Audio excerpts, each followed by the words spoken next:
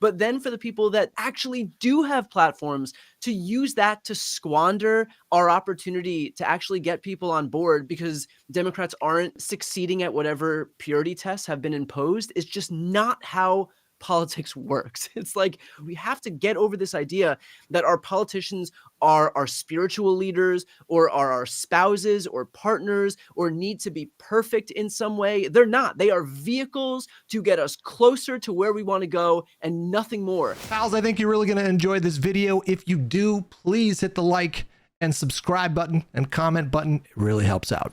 All right, so we got Brian Tyler Cohen of Brian Tyler Cohen. What's up, man? How are you? Hey, thank you guys for letting me be a part of this. I appreciate it, and thanks for like the welcome into this space. This is obviously all very new territory, you know, for me. But I appreciate the welcome here. Well, I appreciate you like diving into like I know you just started up your Twitch account. I'm sure it's growing like bonkers. It's good because when I think you've been going live much more frequently as the election was ramping up and you were seeing some pretty high numbers. How did it feel, you know, going from pre-recorded content to, you know, very frequent live engagement? Yeah, that was tough because that's not a muscle that I had trained at all over the last few years. I mean, I'm very focused on very highly produced, like short, fast content, and so going live and sitting there for hours. I mean, on election night, I was live for I don't know, maybe 10 hours that day, and just it is a muscle, literally and figuratively, that I had never trained before. And the art of vamping is just don't underestimate how difficult it is. There's no doubt. Hutch has been doing it for, my God, what, 10 years, buddy? Well, I was going to say, it is a very different beast because when I first started out, it was just YouTube VODs. And then I got a job at Machinima doing produced stuff. And when I started doing live streaming, it took me like 2 years before I got comfortable for real. Yeah. It's just very, very different. Yeah. But I think a lot of the points that you guys have made here tonight and just are working on more broadly. I mean, it's great to see. I think something that I'm recognizing throughout the entire ecosystem is that, and you know, I had spoken to Destiny about this yesterday as well. This idea that and I know Jessiah, you had alluded to this being in my book, and I appreciate that. But this idea that like the right gets its bona fides by being vehemently pro-Republican. And the left-wing creators get their bona fides, it feels like, by being vehemently anti-Democrat. And so there's this massive asymmetry at play. There's this massive asymmetry at play where everybody hates on the left, and that's how they build up their brands, and that's how they get their cred, basically. And so it's no wonder that even in an ecosystem we're at a disadvantage because the right has so many more players than the left. They dominate us on every platform. I think TikTok is the only social media platform where the left still has a minor advantage. And I mean, already unto itself, the fact that it's not 75-25 in Democrats' favor on TikTok, which is like primarily for young people, is already insane. But then for the people that actually do have platforms, to use that to squander our opportunity to actually get people on board because Democrats, you know, because Democrats aren't succeeding at whatever purity tests have been imposed, is just not how politics works. It's like wasting all of this time that we have in pursuit of like perfection, and yet far from gaining perfection, we're just losing races and we're going the opposite direction. And so like we have to get over this idea that our politicians are our spiritual leaders or are our spouses or partners or need to be perfect in some way. They're not. They are vehicles to get us closer to where we want to go and nothing more. And sometimes we're only going to agree with them 90% of the time, or 80 or 70% of the time, or hell, 50% of the time. But it's better than what we've got now. Like, we have to recognize that this is like a two-party system here, and we can go toward one even if they're not perfect, if it means that we don't have to get sucked into this like hellscape that is dealing with the other. But Brian, can I ask you something to that point? Because first of all, I think everything you just said is totally based, but there is some commentary from people like Cenk Uygur and others, which is like, and on some level I agree with some of it, which is sometimes you have these Democratic politicians that just do these bizarre things. It's kind of unfair because I'm going to point out Manchin, right? And he's a kind of esoteric candidate in a state that, so it's not representative, but it's the kind of feeling I get where just today or yesterday or something, he's like, well, I'm going to change. And now I'm going to be very pushing for the Democratic judges because I've come to see how much of a threat Trump is, and I'm very scared of what he's going to do. Now, I understand that's not representative of most Democrats, but it's just a kind of feeling where we don't have these killers. We don't have these people who are, or they just do these bizarre things. Is there anything among the Democratic candidates themselves beyond the media structure that you think needs serious change? Yeah, dude. Stop pretending like if you give goodwill to Republicans that you're going to get it back. I don't know how many times we have to sit there and watch Democrats say like, oh, well, we have to get back to regular order. We have to respect our norms and institutions in this hope that that goodwill will lead to some elusive reciprocity by Republicans. It never does. Take Merrick Garland, for example. He refused to investigate Donald Trump because, God forbid, we have the optics of politicization at the DOJ.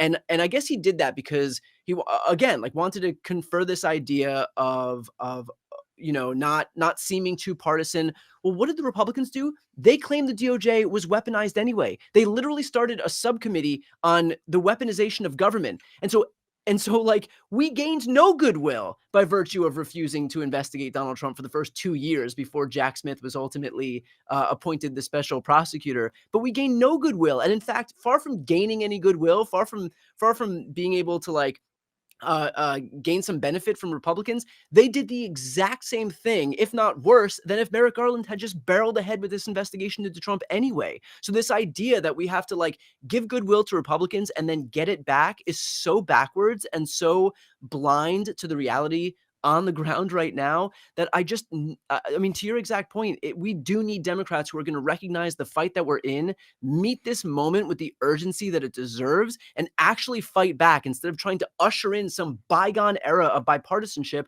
when Republicans are beating us over the head with this idea that it's never going to happen. Yeah, That's so one of my really to follow up on this is so important. And I love to see conversion in real time. And I'm seeing on Pisco's face, he's recognizing the wisdom of what you're saying when it comes to Merrick Garland. Wait. By the way, Brian, just for the record, Brian, for the record, we have been howling about this. I want to say to Brian's point, I think Brian is correct globally. The only thing I would change is on that specific point. That's one where I differ from with the group on, because I don't actually blame Merrick Garland for a lot of the delay there. But I agree with the broader global point. I agree that it's an outdated kind of view of politics that unfortunately is dead as much as we want to bring it back. The only disagreement I have is on this specific example, but everything else that Brian said is completely based. I just want to say that. So again, to his point though, again, we talked about this. Look at the polling. Merrick Garland's efforts have been for naught. The polling when it comes to the DOJ and their credibility with the Republicans is as bad as it was prior to Merrick Garland's confirmation, and is probably even worse. So he has bought no goodwill. He has bought such little goodwill that his successor is Matt Gaetz. Jessiah, I totally agree. The thing is, if the whole exercise was, I think Merrick Garland should be doing things so that the public support the DOJ, that is just not my view of what we're talking about. I just have a different view on. I understand. I'm just what taking the justice opportunity. requires. I was just taking the opportunity to underscore Brian's point and to shut on Merrick Garland, because it's a good point globally that I agree. Yeah, no, 100%. I will also say, Brian, there's another example that I'm curious if you follow what's going on with the Senate Judiciary Committee, and I've not heard you say this. I think I heard you criticize Dick Durbin yesterday. I'm a big Sheldon Whitehouse fan, and I expect you are as well. And in a better timeline, he is the chairman of the Senate Judiciary Committee, and things look a lot different. One of the things that the Trump administration did the first time around is they revoked this rule called the blue slip, which was basically Democrats, for the audience who are not aware of it, any senator could effectively veto a presidential nominee for federal court in their state. It was called a blue slip. It was basically like, hey, Mr. President, this one doesn't work for me. Can you pick somebody else? When Republicans took the Senate in 2017 and Trump became president, they revoked the blue slip rule just unilaterally, proactively for district court judges. Right. Circuit court judges, not district courts. And when Democrats took power back in 2020 and 2021, Republicans were so upset. Oh, you need to restore the blue slip rule. We need to have say in what President Biden nominates. And Sheldon Whitehouse said, no. You all created this mess. We're not going to rebalance the scales. This is the mess that you've created. But I've criticized Dick Durbin because I think he should have done one further. I think just as the Senate Republicans revoked the blue slip rule for circuit judges, Democrats should have done it for district judges. 100%. And we're actually living with the consequences of this right now because Aileen Cannon is a district court judge. Yep. And the reason that she got that Trump's documents case and was able to overturn it or to dismiss it was because there were a number of vacancies in Florida that were blocked by Republicans out of Florida. So my point is, we have lost the opportunity to, maximize the number of judges that President Biden can appoint. And if I had to bet, I would bet $100 that Senate Republicans, now that Trump is going back into the White House, the moment it's convenient, they'll revoke the blue slip rule again for district judges and just populate the United States with a bunch of little Aileen Cannons that we're going to have to live with for the rest of our lives. But the reason that I'm bringing this up is because Dick Durbin didn't want to do that because he was like, well, we've got to return to normal order. Right. And so I guess my question for you is, do you expect, based on conversations you've had with Senate Democrats, do you expect that they are learning the lesson, or are you worried that they're going to double down on this hope that Republicans will reciprocate their good faith? Well, this isn't based on conversations because I haven't spoken to any Senate Democrats in a long time, but just from what I know, I mean, look, I think we would be fools to assume that that the Democrats that we have, who have proven over and over and over again that they are more deferential to regular order and norms than they are to fighting, will somehow just become people that they aren't. And so I think it's incumbent on us, to beat this drum. It's incumbent on us to elect people who are going to actually put winning over like this adherence to norms, as if they're being sent to Washington to protect norms and not to protect like reproductive rights and civil rights and voting rights and all of that stuff. So look, as cynical as a take as it may be, no, I would probably defer to just saying that the people who have been deferential to norms are going to remain deferential to norms, as elusive as it might be, as opposed to recognizing that we actually have to change our tune and start fighting. I think until we get different people in there, right now it doesn't even matter because we'll be relegated to the minority anyway, but until we have different people in there, or until we beat it over the head like over and over and over and over, and these Republicans, by the way, stop taking their cues from the both sides media, then I think really nothing is going to change. I know go ahead, Hutch. I'm sorry. Well, I was going to say, I also think it's challenging because when you look at polling, it's something like 75% of Americans polled want the parties to work together, but they don't seem to punish Republicans for their obstruction. And so it's just, it is a really difficult thing to navigate because, they seem to give Democrats a lot more when they engage in kind of like hardball. And I don't really know what the answer to that is. And that's the way that the system is, just that Republicans are graded on a curve, right? Like when we say that we want the parties to work together, think about which parties are working together. Think about which party passed the bipartisan infrastructure law. Think about which party and brags about calling it the bipartisan infrastructure law. Think about which party brags about calling it the bipartisan gun safety reform law. Right. Like, it is only one party that's doing this. And the expectation, because the Democrats are the adults in the room, the only party that's expected to work in a bipartisan fashion and does work in a bipartisan fashion and makes compromises in a bipartisan fashion, in the same way that we did for the border bill that gave everything the Republicans wanted without any comprehensive immigration reform. And still it was knocked down by Trump and Republicans, is just the Democrats. And meanwhile, what did Republicans do with their political capital? How much bipartisanship did they engage in? There was a tax cut for millionaires and billionaires. That's it. That's what they did. That's what they used their political capital on. They had a willing Democratic Party that was clearly looking to work on infrastructure because they did it the next term. They had a Democratic Party that was looking to work on issue after issue. The Democrats have proven that they're willing to make compromises and concessions for Republicans, and still are. And still are to this day. Kamala Harris ran a campaign where presumably she's looking for majorities in every house in Congress, but still was willing to sign that border bill. And so like that's the asymmetry on full display. I'll give you a concrete example that I use all the time in conversations and debates I have with MAGA Republicans on this notion of bipartisanship. So consider this. In 2020, we already tried to impeach Donald Trump. Nancy Pelosi was Speaker of the House. But when there was a national crisis in the form of COVID, what did she do? She worked bipartisanly with Trump and Republicans on 2 major COVID stimulus bills. So this is a man who wasn't just the advert or like the opposition. I imagine a lot of Democratic politicians understandably hate Donald Trump personally. They think he's a threat to democracy. They think he's a fascist. There is a personal animus there, which is rightly and richly deserved. But in an election year with that man whom they tried to impeach, they worked with him bipartisanly to save American lives and to stimulate the economy, knowing that the motherfucker would get the credit in an election year.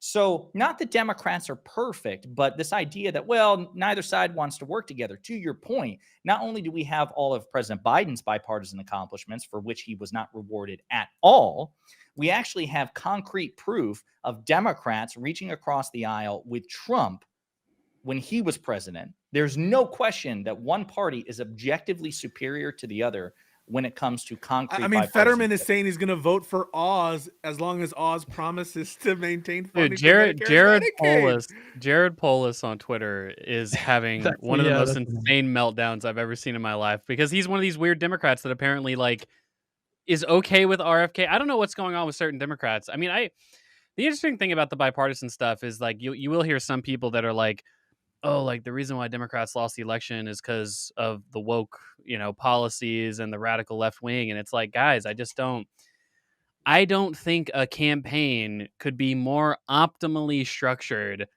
to try its hardest to dissuade people from that notion. This campaign utterly failed to dissuade the people that think that of that notion, despite doing literally every conceivable thing you could do to dissuade people from thinking, oh, we're too woke, we're too far left. Kamala barely even mentioned she would be the first female president. I don't think she ever mentioned it. She leaned so far away from identity politics and campaigned with Republicans and tried to play the moderate and all this stuff. And it utterly failed. The percentage of the last exit poll that I saw, the percentage of Trump voters in 2020 that voted for Kamala was lower than the percentage of Trump voters that voted for Biden, which was lower than the percentage of Romney voters that voted for Hillary. This is just like not a strategy that has any evidence. If you want to say, hey, maybe the most left-wing person possible wouldn't be an optimal candidate, fine. But clearly the very centrist, moderate, calm down rhetoric that we've tried over the last 4 to 5 years, it just hasn't been overly successful. Like even 2020, we won that election by the thinnest possible margin you could imagine. And that was in a year with record turnout. Like, I just don't think that that's a strategy that has much evidence backing it. I would also caution a little bit against making like trying to diagnose the problem in an election cycle where I do believe that the number one issue was the impacts of inflation on the economy and how every governing party in the world lost seats or lost their races themselves. And this was the first time that that's happened in every, industrialized country since 1905, that there was not a single incumbent governing party that gained ground in this election cycle. And so I don't want to miss out. I don't want to use this moment to try to diagnose too much, because I do think that if we were in a different economic environment where inflation wasn't bearing down on so many people and they just say like, look, things are more expensive now than they used to be. Who's in charge? Democrats are in charge. I'm going to punish those people. Like that, there is a lot of potency to that. And so I don't disagree with you at all that I do think that there are issues with tacking right, for example, although I can make the counter argument and say people like Jared Golden, who are more conservative, ran a much more conservative race than Kamala Harris. He outperformed her by double digit points. Right. So there's always the counter argument that can make, but I do think that it's impossible right now to really have that argument in good faith, knowing that really, I think the principal argument here was that even with the best candidate in the world, more conservative, more progressive, or dead on in the center, that I don't know that person would have won in this kind of economic environment. Yeah, No, and that's I right. should say, as far as incumbents went, Vice President Harris performed relatively well compared to other incumbent, Right. candidates when you examine the global anti-incumbency surge. Conboy, you had something to follow up with that though? No, I was just gonna say, like, Brian's right in the sense that you've got like people who are saying like, what's her name, like Marie Perez up in Oregon, or maybe Marie Gluesenkamp Perez. Yeah. yeah, like people are saying like, oh, this is an example of running to the right working, and people are saying, well, AOC outperformed Kamala. That's an example of running to the left Right. working. And so I get, you can play a narrative on either side, but Totally. I think at the very least, the extreme statements that people make can be certainly proven wrong by, at the very least, this election, Democratic results, as of late, where like people will say like, oh, like it's just necessarily the case that progressive rhetoric is why we're losing this election. It's necessarily the case that the Democrats are too far left on these issues and we need to like significantly moderate. Like I've seen some people on Twitter go so far as to say like, yeah, we just should never talk about trans issues or make that a point in a campaign. And it's like, this is a civil rights issue, right? I mean, we shouldn't just completely abandon certain principles because the Republicans want to bully trans people. Like this, there's just a level here where, look, I think on one hand, it's not clearly electorally disadvantageous to run on certain progressive issues. And yeah, we might be able to moderate somewhat, but I don't know. I do think that people, you're right, that I think that people are taking too strong of a view on particular issues that might have led to this result, when the reality is we are so polarized in this environment that, hey, especially given what we were talking about beforehand, how bad it might be in 26 and 28, like how polarized we'll be then. Um, that truthfully, probably any Democrat that gets past the nomination is probably going to stand a pretty good shot. But there is a question on what the optimal message would be. At the end of the day, though, it's like we have to come together. We have to hopefully, we can't be sort of overly exclusionary with our movement in the next 4 years, where we see people on Twitter and these other social media accounts saying, oh, we have to exclude all these far left crazy people in the party. And it's like, I don't know. This just doesn't seem like the type of environment where that's reasonable. Well, so Brian can speak to this. I'm curious what he has to say on this particular point. But this idea that we can't, we shouldn't, on principle, because it's a civil rights issue, walk away or stay silent on trans issues. But Vice President Harris effectively was, and it still didn't matter. So to your point, it didn't even work. It didn't work. And this is something that I know Brian was kind of fighting for his life with Piers Morgan on. I could just see like the vein in your temple about to erupt. Because this, I pick on Piers a lot. I have a huge beef with him because this is a guy who presents himself as a nonpartisan journalist, but he's obviously a Trump supporter, and that's fine. Just be honest about it. But he'll look Brian and Luke and everybody else in the face and say, no, I'm independent, I'm nonpartisan. But he won't let this go either. And so, Brian, can you talk about that? Because I'm convinced that there is no foolproof strategy in the sense that if you disavow it, you're a flip-flopper. If you're silent on it, you're cowardly. This idea that, if you change positions or you're silent on issues, because the right wing will simply weaponize your silence or your change of heart in bad faith. And people like even Piers Morgan, who has one of the fastest growing YouTube channels out there, will continue to signal boost that. So do you see a way to navigate that minefield, or is it just something that we're going to have to walk into and hope it doesn't kill us? Speaking. It's the right question. I got to jump off in about 2 minutes, but it's the right question. And really the issue here that I think that we're going to have a tough time contending with is that really we're in a post-truth environment where it doesn't matter what the Democrats' positions are so much. The Republicans will run with them anyway. To your point, like Kamala Harris never uttered a word about not only trans issues, but like gender reassignment surgeries in prison. And yet this was still the issue that Republicans put nearly $250 million behind. So it almost doesn't matter what she says one way or the other. I mean, her campaign had actually disavowed that position unto itself. Did that stop the Republicans from peppering people on a daily basis as if this was her position? No. So really what this comes down to is making sure that we have an ecosystem that that is big enough to contend with what the right is doing. And if we want to have any chance at pushing back against lies, then it needs to be big enough that we're able to do that. And B, an ecosystem that's big enough that we're not just always on the defense. And Republicans come up with stuff that they want to say, and then we're using all of our time fighting on their turf, by the way, on their terrain, and just pushing back against these lies that they put forward. If we're able to actually make an affirmative case or go on the offense and put them on the defense, that will be such a better position than just having us swat back from our small perches on just the absolute deluge of disinformation that we're contending with. So this really is a problem that has to do with our megaphone above anything else. And you know, we have to, again, like, I mean, I'm glad that we're all having the opportunity to talk right now and like and grow the ecosystem this way, but it really is a matter of getting our voices out there and growing our ecosystem so that we are not just a tiny voice trying to swat back just like an avalanche of disinformation from the right. Well, before you That's jump why I retweet off everything you say, Brian.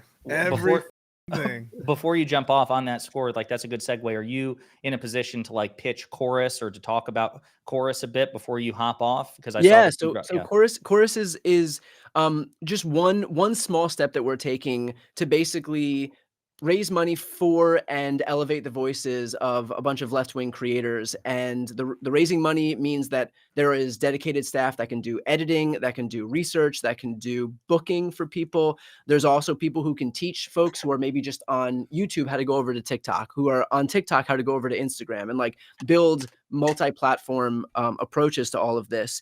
My job, like what I want to do as a part of this, is be involved in coordinating messaging among the left. And I think that's important because for years it has felt like Republicans go to a morning meeting every day and they're so aligned on messaging. And yet the Democrats wake up and we've got people yelling about abortion and healthcare and gun safety and like climate change, and we have no focused, organized messaging. And I feel like if we're able to organize our messaging in a more structured manner, then we can be more effective at driving the conversation of the day. And so that's going to be my role in all of this. But I think, like, you know, the money aspect is going to help smaller creators build up their channels and also be able to afford, you know, to do content creation full time in the way that Republicans have fostered that ecosystem. So yeah, that's a little bit about what Chorus is. And of course, it's going to be a worker co-op, right? And we're going to have profit.